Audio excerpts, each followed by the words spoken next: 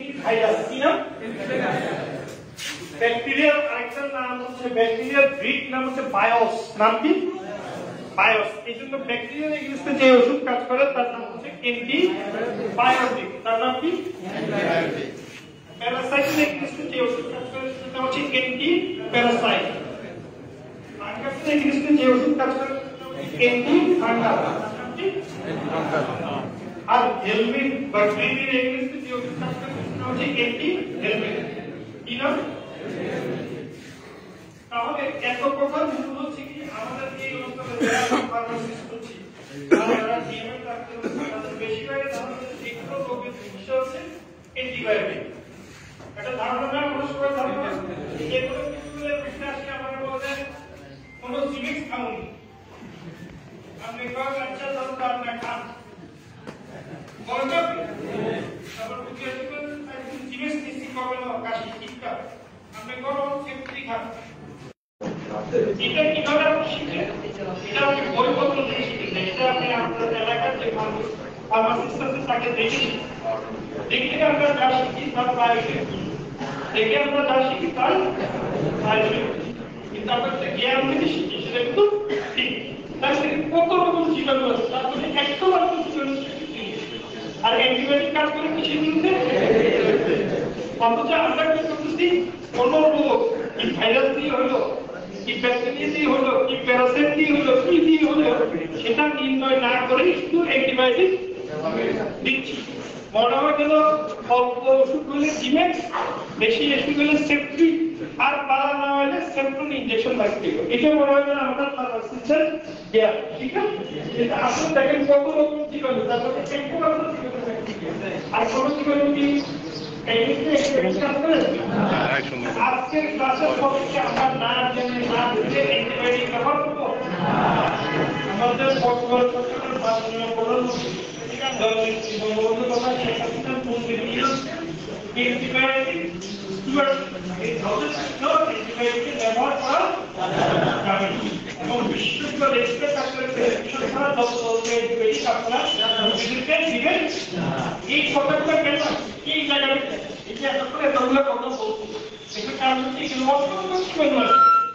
আর জীবাণু বাইরে তো নন কমিউনিকেবল ডিজিজ আছে হার্ট বললে জিনিস গেলে হার্ট কমবে ডায়াবেটিস হলে সেন্ট্রাল ইনজেকশন দিলে ডায়াবেটিস কমবে এখন এই অঞ্চলের যে অবস্থা হচ্ছে মনে হয় সকল রোগের ওষুধ হচ্ছে তো নন কমিউনিকেবল ডিজিজের তো অ্যান্টিবায়োটিক কাজই করে না কমিউনিকেবল ডিজিজের মতো অল্প কয়েকটা ডিজিজে শুধুমাত্র অ্যান্টিবায়োটিক কাজ করে বেশিরভাগ ডিজিজে কিন্তু অ্যান্টিবায়োটিক কাজ করে উদাহরণ দিই করোনা ভাইরাস অনেককে আমরা আগে যেটা প্রথম করোনা ভাইরাস টিকা দিচ্ছে ঔষধ দিচ্ছে অ্যান্টিবায়োটিক দিচ্ছে মক্সিফ্লোক্সাসিন ডক্সিসাইক্লিন অ্যান্টিবায়োটিক দিচ্ছে কিন্তু আপনারা দেখেন করোনা ভাইরাস কি ওটার বিরুদ্ধে কি অ্যান্টিবায়োটিক কাজ করবে? দেখেন বাংলাদেশ সরকার অনেক বিশ্ববিদ্যালয় আছে অনেক বিশেষজ্ঞ ডাক্তাররা বিভিন্ন বক্তব্য দেয় কেউ বলছে করোনা ভাইরাস ইনফেকশন হলে জিভের স্ক্যান ফ্লু প্লাস থাকে এই ধরনের কোনো কথা বলছে ভাইরাস অ্যান্টিবায়োটিক কাজ করবে এইটুকু কথা থেকে আজকে ক্লাস আপনারা এটার দাম অন্তত 10 কোটি টাকা সমান যেটা হচ্ছে ব্যাকটেরিয়াল ইনফেকশন ছাড়া অ্যান্টিবায়োটিক দেওয়া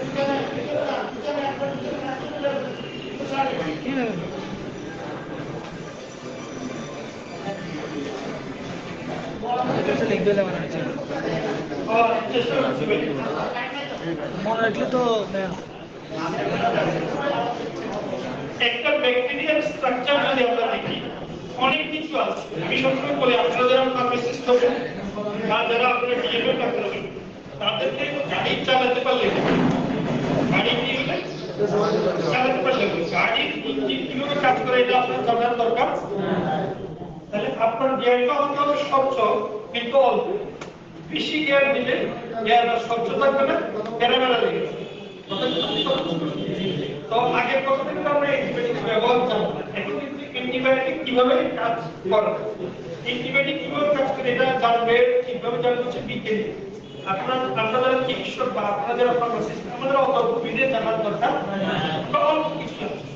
একটা ব্যাকটেরিয়া যদি এভাবে দেখি, ব্যাকটেরিয়ার তিনটা জিনিসকে অ্যান্টিবায়োটিক টার্গেট করে।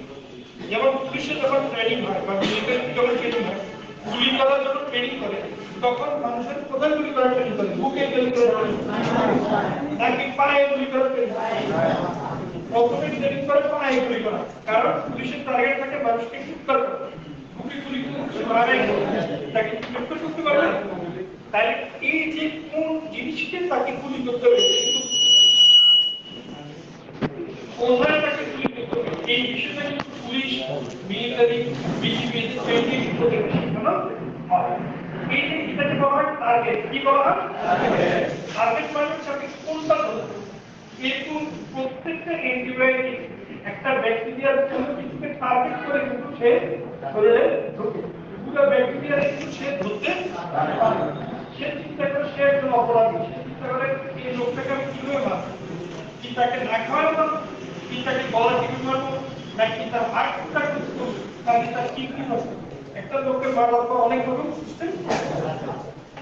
এরকম ব্যাকটেরিয়াকে যে অ্যান্টিবায়োটিক মারে মূলত তিনটা জায়গাকে টার্গেট করে। একটা হচ্ছে সেল ওয়াল, ঠিক না?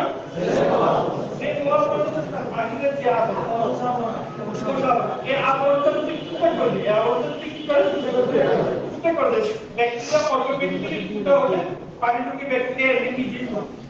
তাহলে অ্যান্টিবায়োটিক হচ্ছে অনেকগুলো অ্যান্টিবায়োটিক টার্গেট করে কি ব্যাকটেরিয়ার সেল ওয়াল কাকে টার্গেট করে দিলে বলে সেল ওয়াল মানে ব্যাকটেরিয়ার চারপাশে যে আবরণ আছে এটাকে সে টার্গেট করে।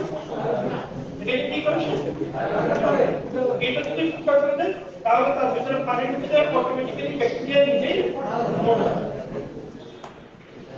সেকেন্ড টার্গেট করে ডিএনএ। আমরা জানি যে আমাদের সকল প্রাণীর ভিতরে ডিএনএ থাকে। কি থাকে? ডিএনএ আমাদের বংশবৃদ্ধির একক। ডিএনএ কি আমাদের বংশ একক। আমার ছেলে মেয়ে যে আমার মতো দেখি বা আমি যে আমার বাবার মতো দেখি, এটা বংশবৃদ্ধির ডিএনএ বা ক্রোমোজোমের কারণ মাত্র না। কোনো কারণে যদি কোনো অ্যান্টিবায়োটিক একটা ব্যাকটেরিয়ার ডিএনএ কে নষ্ট করবে, তাহলে তো সেই ব্যাকটেরিয়া বংশবৃদ্ধি করতে বংশবৃদ্ধি করতে না পারলে সে নিজে মারা যাবে, কারণ কোনো ছেলে সন্তান থাকবে না। এইটাকে টার্গেট করে আর কিছু অ্যান্টিবায়োটিক কাজ করে, তাকে টার্গেট করে রাইবোজোম। রাইবোজোম করে কি ব্যাকটেরিয়ার খাবার তৈরি করে। কি তৈরি করে? রাইবোজোম যদি নষ্ট হয়ে যায় ব্যাকটেরিয়া কি পায় না, সে খাবার পায়, সে অটোমেটিক্যালি নিজেই মারা যাবে। তাহলে একটা ব্যাকটেরিয়ার এই তিনটা জিনিসকে টার্গেট করে একটা অ্যান্টিবায়োটিক কাজ করে।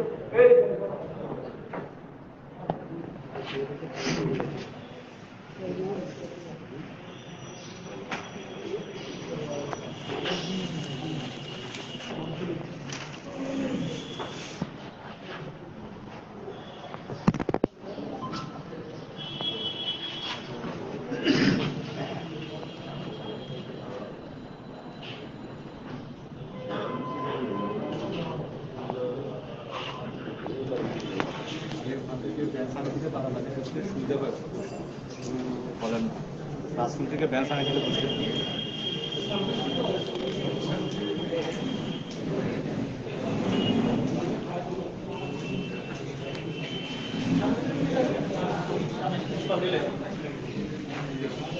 এখন আমরা চারটা বিষয় নিয়ে একটু আলোচনা করি।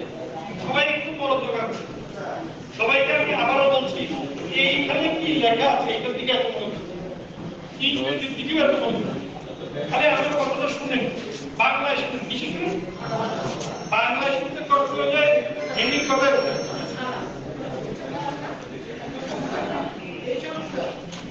অ্যান্টিবায়োটিক যখন জানতে গেলে প্রথম জানবেন ডোজ। কি জানবেন? ডোজ মানে হচ্ছে একটা অ্যান্টিবায়োটিক কয় বেলা খেতে হবে। কয় বেলা খেতে হবে? 2 বেলা 4 বেলা 5 বেলা 6 বেলা খাও এক বেলা খাও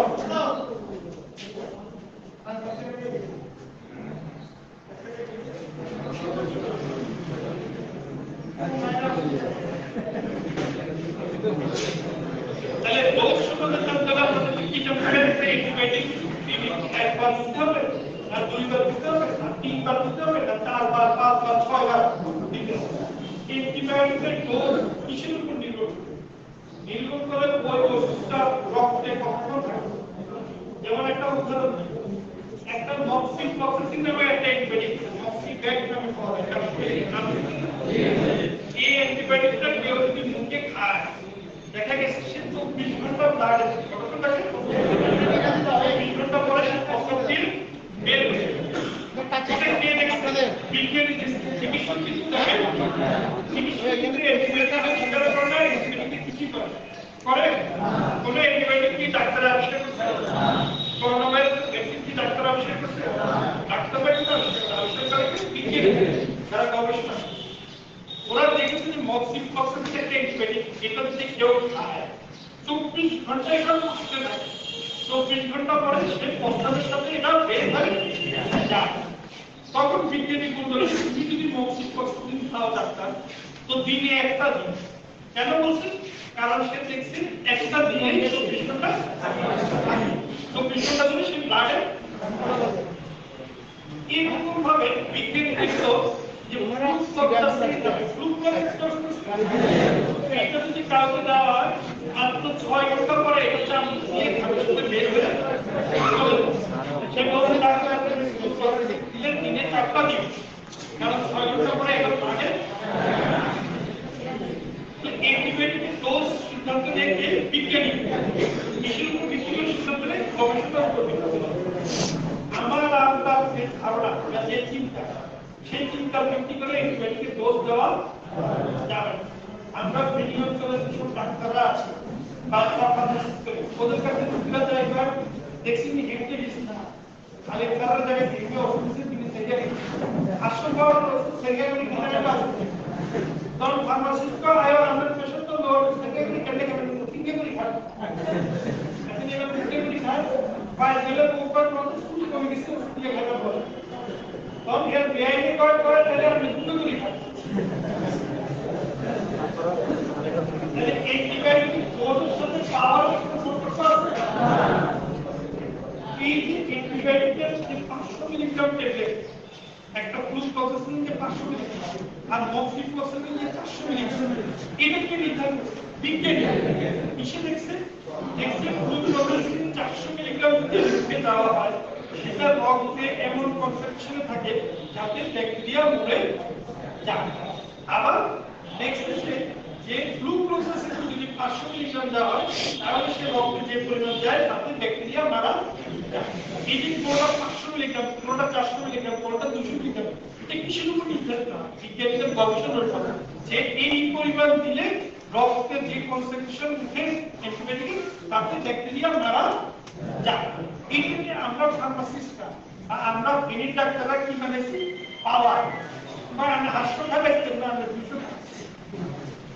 200 500 300 100 কোনটাই কিন্তু পাওয়ার ইন্ডিকেশন করে এটা করে হচ্ছে ওই ব্যক্তিটা ওই মিলিগ্রাম দিলে রক্তে এই পরিমাণ বেড়ে ব্যাকটেরিয়াকে মারে এটা দিয়ে কোনো পাওয়ার নির্ধারিত আমি আবার একটা উদাহরণ দিচ্ছি আমাদের ক্লিনিকে কি হয় একটা রোগীকে এমন একটা উদাহরণ দিলে আপনারা বুঝতে পারবেন এক রোগীকে এক ডাক্তার দিয়েছে সিপ্রোসিন 250 মিলিগ্রাম 2 বেলা আমি দেখে বললাম যে 250 মিলিগ্রামটা আপনার বয়সের সাথে যায় না এটা তো ওজন কম হলে দেওয়া যায় 13-14 বছরের বাচ্চাকে দেওয়া যায় 500 মিলিগ্রাম দিবেন পরের সপ্তাহে এসে বলছে স্যার আমার ডায়রিয়া তো কমে আমি কি আমি বললাম ডায়রিয়া কমে না তো ঘাটাঘাটি করতে আমাকে ওষুধ খেতে না ওষুধ তো খাই আমি তো ওষুধ খেতে কমবে ওষুধ কিনতে খাবো আমি 500 টাকা লিখেছি 500 টাকা ওষুধ আমি কিনে আনি আর মাথা আমি দেখলাম যখন আমি বুঝলাম সিপ্রোসিন এক্সআর 1 গ্রাম মানে 500 পরের সপ্তাহে কিছুজন ডায়রিয়া আছে বলেন না আমরা মাথা করে দিতে না এটা খালি মাথা করে দিলে এটা এক পাওয়ার অথচ এটা পাওয়ার কি দাও তাহলে এই পুরো বিষয়টা তার মনস্তার আপনারা আপনাদের জ্ঞানের অবস্থা ওই এক পাওয়ার আছে পাওয়ার দাও তাহলে অ্যান্টিবায়োটিক কত মিলিগ্রাম ভিতর তার পাওয়ার নির্ধারিত হয় তাহলে অ্যান্টিবায়োটিক ডোজ নির্ধারিত হয় প্রত্যেকে বই থেকে যা যেভাবে লেখা আছে সেভাবে আপনি লিখতে হবে কারণ এটা বিজ্ঞানী গবেষণা করে আছে আমি ব্রেনবেলা আমি খাই বড়টা খাই একটা দাম আমার কয়েক থাকুন এটা দিয়ে অ্যান্টিবায়োটিকের ডোজ নির্ধারিত হবে হবে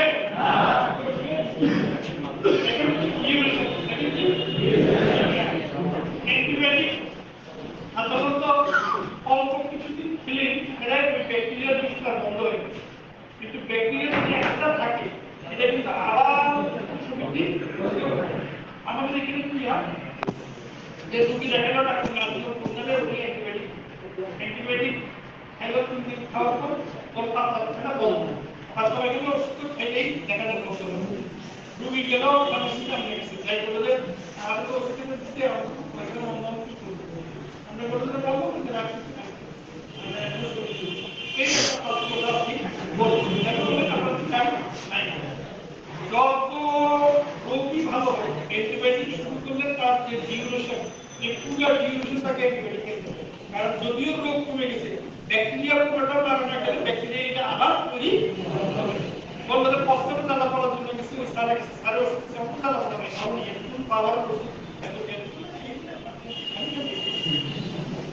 কারণ আবার এক মাস পর বলতে সারা খাওয়া দাদা পড়া মানে অ্যান্টিবায়োটিকের ডিউরেশন পুরোটা কমপ্লিট করতে হবে বলেন কি আপনারা মানুষ আচ্ছা অ্যান্টিবায়োটিকের ডোজ আপনারা একদম অ্যাকুরেট করবেন এবং ডিউরেশন পুরোটাই কমপ্লিট ইন্ডিকেশন মানে কোন রোগে কোন অ্যান্টিবায়োটিক দিবেন এটা শিল্পীর তুলির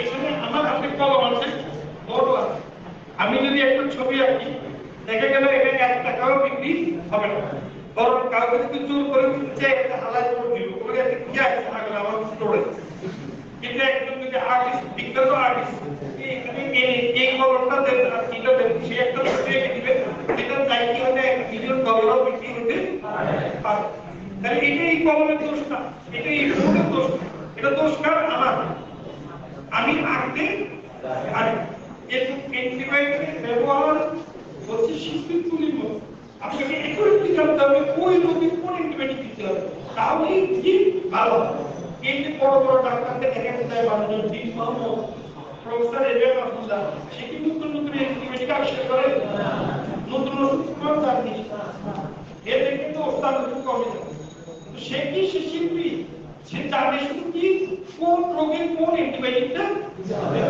আর আপনি এগিয়ে যান আপনি গুলি করেন কি করেন মেশিন গান হয়ে যাবে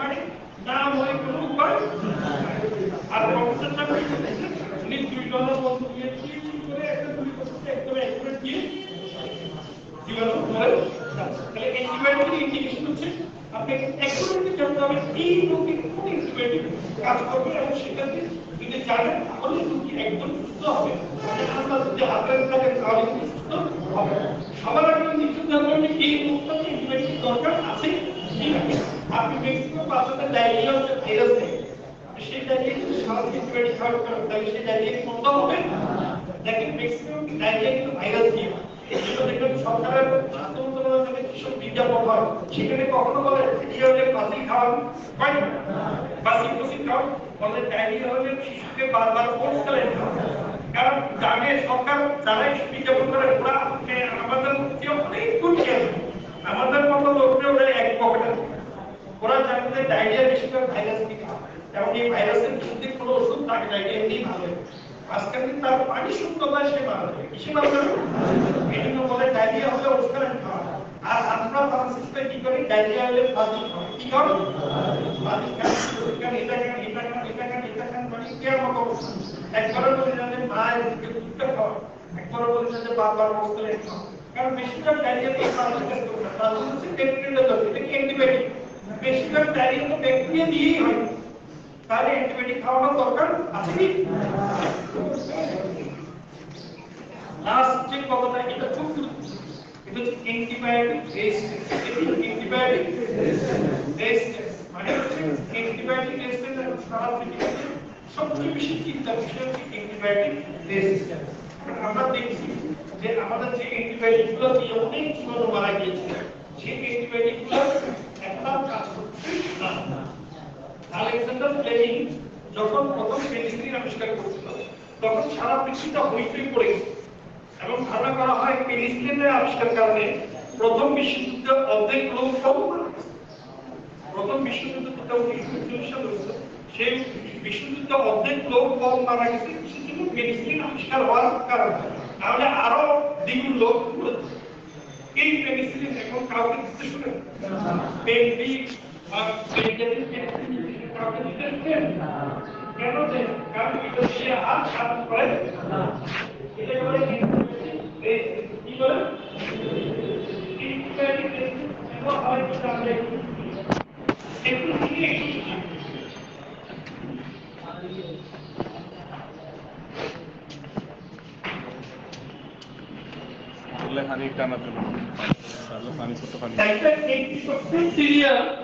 প্রত্যেকটা ব্যাকটেরিয়ার সাথে একটা লেজ থাকে, এই লেজটার নাম হচ্ছে প্লাজমিড। কি নাম? এটা ব্যাকটেরিয়ার একটা বিশেষ গুণ, যেটা আমাদের নাই। আমার কোনো লেজ আছে? আমাদের কারো কিন্তু কোনো লেজ, কিন্তু প্রত্যেকটা ব্যাকটেরিয়ার একটা লেজ আছে, এই লেজের নাম হচ্ছে প্লাজমিড। কি নাম? প্লাজমিড দিয়ে একটা ব্যাকটেরিয়া তার যে কোনো ইনফরমেশন অন্য ব্যাকটেরিয়াকে দিয়ে দিতে পারে। এটা ব্যাকটেরিয়ার একটা বিশেষ গুণ। এখন আপনার শরীরে একটা ব্যাকটেরিয়া আছে, ধরেন 100 ব্যাকটেরিয়া আপনার শরীরে আছে। আপনাকে একজন বড় ডাক্তার সাহেব ক্লিনিক থেকে সেক্রেটারি বললো 2 বেলা করে খেতে, 400 মিলিগ্রাম 2 বেলা করে খেতে 7 দিন। আপনি 3 দিন খাওয়ার পরে আপনার 100 ব্যাকটেরিয়ার মধ্যে 70 জন ব্যাকটেরিয়া মরে, আপনি দেখবেন যে আপনার জ্বর আসে না। চতুর্থ দিন দেখলেন যে 70 জনের জায়গায় 90 জন মরছে, কতজন ব্যাকটেরিয়া আছে? 10। আপনার জ্বর তো আসে না, শরীরে একদম ফুরফুরা। তখন আপনি আপনার বাড়ির পাশে কুদ্দুসের ফার্মেসি দোকানে গেলেন, যাই কুদ্দুস ডাক্তারের দিকে বলে জ্বর তো আমার নাই, শরীরও ভালো লাগে, ওষুধ কি আর খেতে হবে? কুদ্দুস ডাক্তার কিভাবে ফার্মাসিস্ট এরকম ক্লাস করে সে ফার্মাসিস্ট হয়। সেই ফার্মাসিস্ট কিসের কিভাবে তার বাইরের ওষুধের দোকান ছিল, সেখান থেকে সে ফার্মাসিস্ট হয়ে গেছে। সুতরাং সে কি করলো, আর অ্যান্টিবায়োটিক খাইবার আপনার দরকার, শরীর বালা খাওয়াটা এক খাই শরীর তো বলে দেন, মানে অ্যান্টিবায়োটিক এটা বলে দেন, এই এটা বলে দেন খান, আর অ্যান্টিবায়োটিক বন্ধ করে দেন। এখন ওই যে 10টা ব্যাকটেরিয়া বেঁচে আছে, ওই 10টা ব্যাকটেরিয়া গুলো ওরা কিন্তু ওই অ্যান্টিবায়োটিকটা ঘরের মধ্যেই ওরা বেঁচে আছে। ওরা কিন্তু দেখছে এই অ্যান্টিবায়োটিকটা কি করতেছে, তার সব বন্ধু বান্ধব সেল ওয়ালটাকে ভেঙে দিচ্ছে। যখন অ্যান্টিবায়োটিকটা বন্ধ করলো, ওই 10টা ব্যাকটেরিয়া করলো কি তার সব ছেলে মেয়েদেরকে জানাই দিল, পরবর্তী বংশধরকে, এইভাবে একটা অ্যান্টিবায়োটিক আছে যে এসে আমাদের সেল ওয়ালকে ভেঙে দিচ্ছে। তখন সবাই মিলে চিন্তা করে করলো কি তাদের সেল ওয়ালটাকে নতুন করে বানায়, নতুন করে বানায়। পরবর্তীতে দেখা যাচ্ছে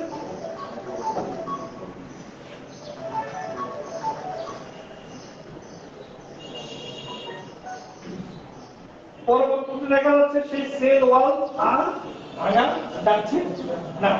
কেন ভাঙা যাচ্ছে না? কারণ অতীতের ব্যাকটেরিয়া দেখে গেছে কিভাবে এই অ্যান্টিবায়োটিক এসে এই সেল ওয়ালকে ভাঙে বলে সে প্লাজমিড দিয়ে পরবর্তী জেনারেশনকে জানিয়ে গেল যে সেল ওয়ালকে এইভাবে ভাঙা হচ্ছে, তোমরা সেল ওয়ালকে নতুন করে তৈরি করো।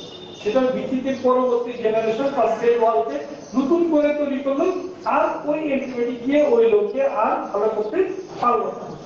ওই লোক প্রসব ইনফেকশন ভালো হয়ে গেছিল 4 দিন খাওয়ার পরে, 1 মাস পর তার আবার জ্বর আসলো। জ্বর আসার পর সে গেল, তাকে তখন আবার সেফটি দেওয়া হলো। সেফটি দেওয়ার পর তার জ্বর কিন্তু কমতেছে এরকম তার অ্যান্টিবায়োটিক রেজিস্ট্যান্স তৈরি হয়েছে। কি তৈরি হয়েছে? অ্যান্টিবায়োটিক রেজিস্ট্যান্স তৈরি হয়েছে। কেন অ্যান্টিবায়োটিক রেজিস্ট্যান্স তৈরি হয়েছে? অ্যান্টিবায়োটিক রেজিস্ট্যান্স তৈরি হয়েছে, কারণ আগে প্রোডুস কমপ্লিট করা তার ব্যাকটেরিয়াগুলো চলে গেছে। কিভাবে এই অ্যান্টিবায়োটিক ব্যাকটেরিয়াকে মারবে? তাহলে অ্যান্টিবায়োটিক রেজিস্ট্যান্সের মূল কারণ কি? মূল কারণ হচ্ছে ইনকমপ্লিট ডোজ। ফ্লুক্লোসিস 4 বেলা খাওয়া দরকার, আপনি দিচ্ছেন 3 বেলা। ইনকমপ্লিট ডিউরেশন, ফ্লুক্লোসিস খাওয়া উচিত 7 দিন, আপনি দিচ্ছেন 3 দিন। ব্যাকটেরিয়া যদি একটাও কিছু থাকে, ও কিন্তু বুঝে যাবে যে এই অ্যান্টিবায়োটিক কিভাবে কাজ করে, এবং সে বুঝে নিজে চুপ করে থাকবে না, সে তার শরীরের বাকি যত হোলামাইয়া যেগুলো আছে সবাইকে দেখাই যাবে। আমি যদি জানি এভাবে করলে লস হবে, আমি তো আমার ছেলে মেয়েকে ওটা শিখে যাবো যে তোরা এই কাজ কিন্তু ভুলেও করিস না। সত্যিগুলোভাবে ব্যবসা করে যদি ঠক খাই, তাহলে আমার হোলামাইয়া ব্যাংকের কই যাবো, তো সত্যিগুলো সব করি কুমিল্লার মাইয়া বিয়ে করে যদি ডিভোর্স হয়, আর কোনোখানে কুমিল্লার মাইয়া বিয়ে দেবো না। সিটেঙ্গা হোলা বিয়ে করে যদি চতুর্থায়, তাহলে সিটেঙ্গের হোলার কাছে আর আমার আপনাদের কোনো মেয়ে বিয়ে দেবো? এটা একটা উদাহরণ দিই। কোনো জায়গায় লোকই খারাপ হয়, কোনো জায়গায় লোকই ভালো না। বলছি আমি আমার জীবনে যেটা শিক্ষা পেয়েছি সেটা আমি কি করবো আমার সন্তানকে। তাহলে অ্যান্টিবায়োটিক রেজিস্ট্যান্সের একটা কারণ হচ্ছে ইনকমপ্লিট ডোজ, পুরো ডোজটা ঠিকভাবে আমরা দিচ্ছি না।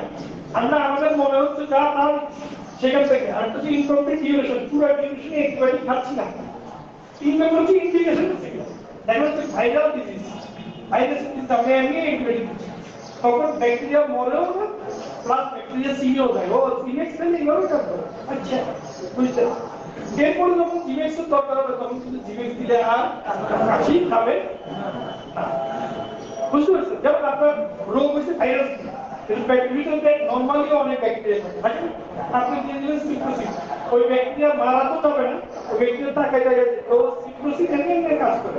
আচ্ছা এবার এটা কি বলা হয়? এটা কি বলা হয়?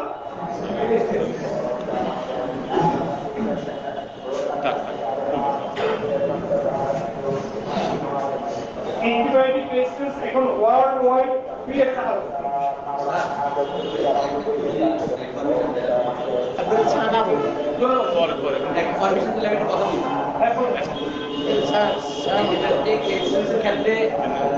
আমরা যারা আছে ফার্মাসি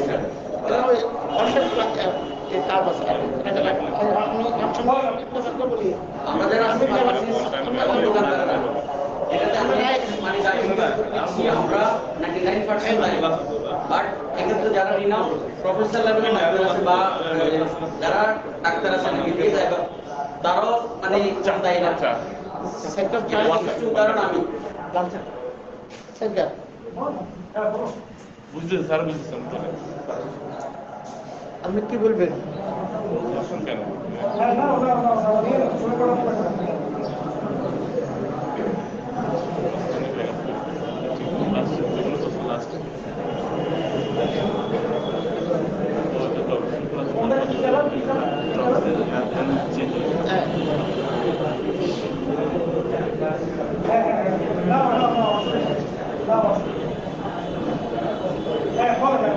গত বছর করোনাকালীন সময় আমি প্রায় 19 দিন অসুস্থ ছিলাম।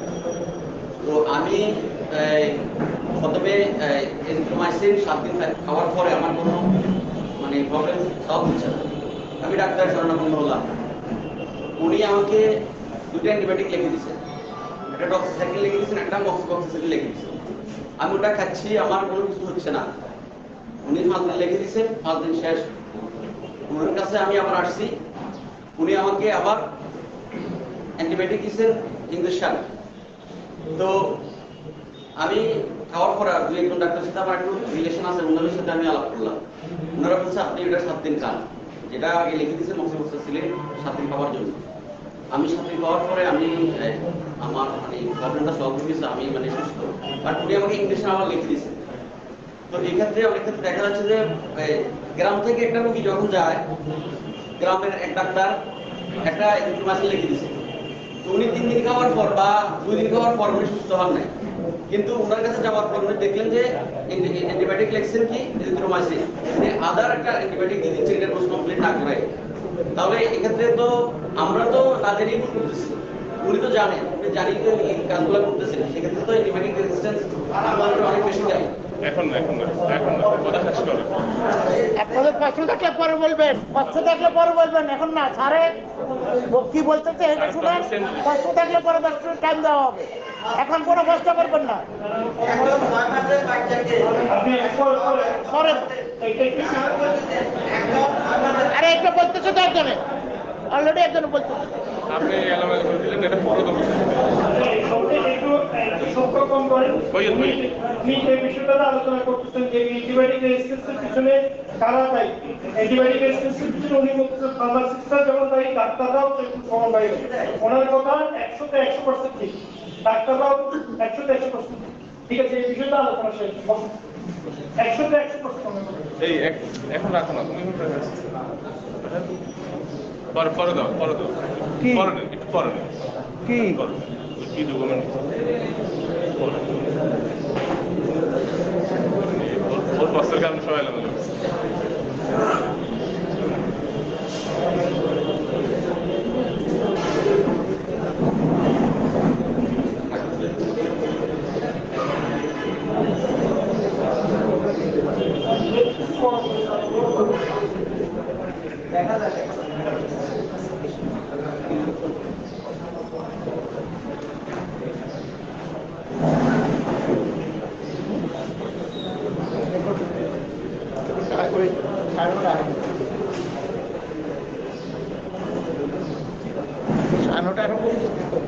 আমি উল্টো করছি তোমার বলা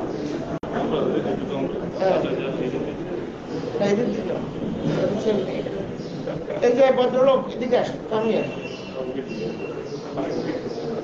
আপনার নাম কি? দিল্লি আসেন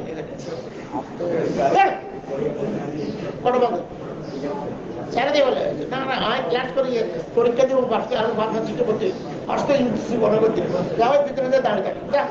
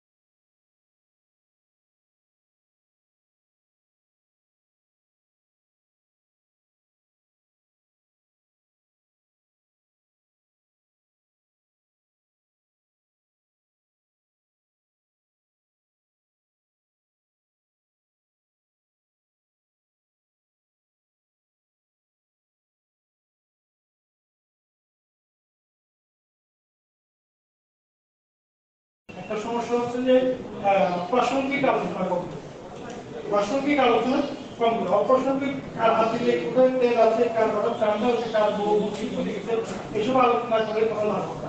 প্রাসঙ্গিক আলোচনা করবে, সবাই বলে প্রশ্নগুলো রেডি রাখে, আমরা সময় দিব, আপনারা আপনাদেরকে সময় দিব, আপনারা যখন প্রশ্ন করবেন সেসব প্রশ্ন উত্তর আমরা দেব। এবং আপনারা আজকের ক্লাস যারা লক্ষ্য করছেন তারা লক্ষ্য করছেন যে আমরা ক্লাস নেওয়ার সময় সর্বপ্রথম চয়ন করছি আমরা, কি উদাহরণ করছি আমরা মানে কিন্তু ইনক্লুডিং মি, আমরা মানে কিন্তু সবাই ইনক্লুডিং মি। আমি যেসব সমস্যা বা যেসব গুণের কথা আলোচনা করছি এটার অংশীদার আমিও, এটার অংশীদার আমিও। তাহলে এখানে যেসব সমস্যার কথা বলা হচ্ছে বা যেসব লাভের কথা বলা হচ্ছে, সমস্যাগুলো আমারও সমস্যা, সমস্যাগুলো আপনারও সমস্যাগুলো, গুণ যেগুলোর কথা বলা হচ্ছে সেটা আমারও গুণ আপনারও গুণ। এটা কিন্তু কারো আলাদা গুণ, কোন গোষ্ঠীর গুণ বা কোন গোষ্ঠীর লাভ থাকে সবাই। Cell wall lysis, cell wall lysis মানে হচ্ছে ওয়ালকে ভেঙে দেয়। এক নম্বর ওষুধের নাম হচ্ছে পেনিসিলিন। এক নম্বর ওষুধের নাম কি? পেনিসিলিন ওয়ার্ল্ডের সবচেয়ে পুরাতন এবং সবচেয়ে জনপ্রিয় ওষুধ। অ্যান্টিবায়োটিক রেজিস্ট্যান্সের কারণে বর্তমানে পেনিসিলিন একদম হারিয়ে গেছে। দুই একটা লোক ছাড়া বেশিরভাগ লোকেদের যে পেনিসিলিন এখন তেমন একটা ব্যবহৃত হয় না। একমাত্র ফার্মাসি ভর্তি পেনিসিলিন পেন